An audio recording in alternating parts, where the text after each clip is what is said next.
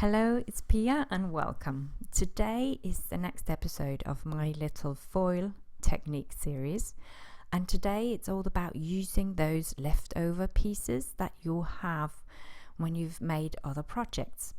And honestly, we all really like to get the most out of our scrap materials. Now, in previous projects, I've used this foil mates from Gina K Designs and a couple of colors from Deco Foil.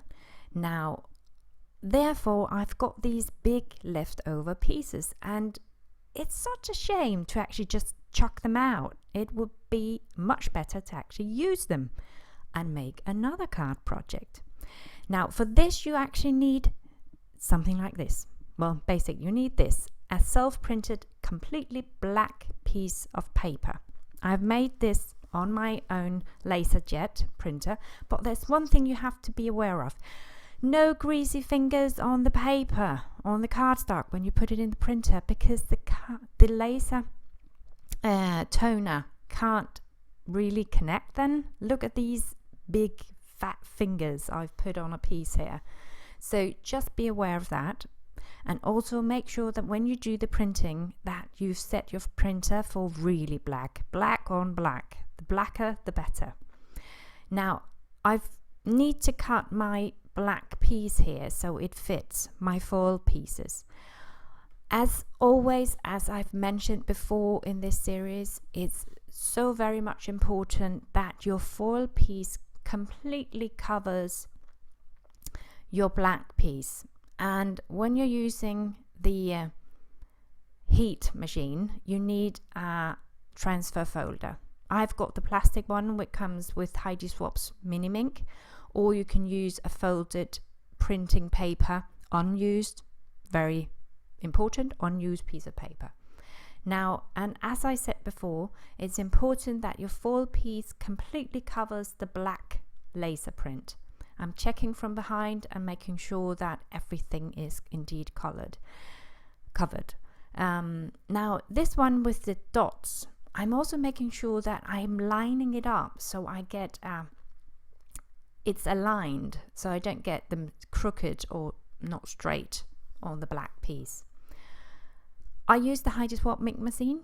You can of course also use a standard laminator machine. The best thing is if it's got different heat settings. Because I'm using the Mini Mink, I'm using it on heat level 3.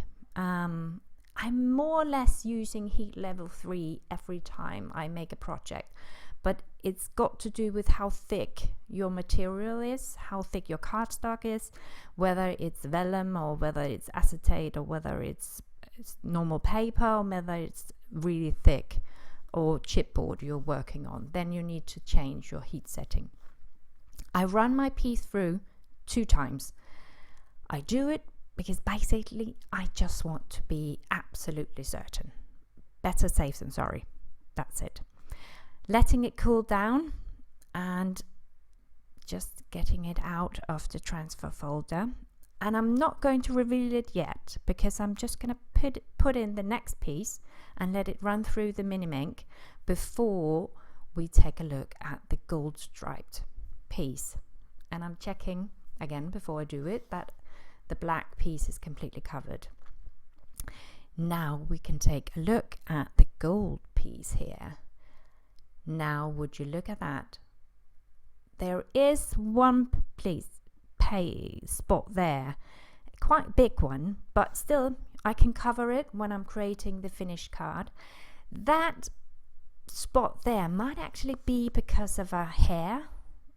We've got a dog, so it might be a dog hair that kind of snuck in and did this.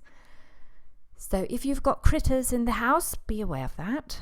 Stray hairs is not a good idea when you are foiling. Now we've got the next piece, and this one is actually a really, really good result. I don't have any specific big bloopers or whatever you call it in English.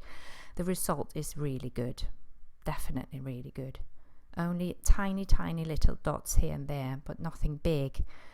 And you can see here how I've really used almost all the foil that was possible. Here you see the two pieces side by side.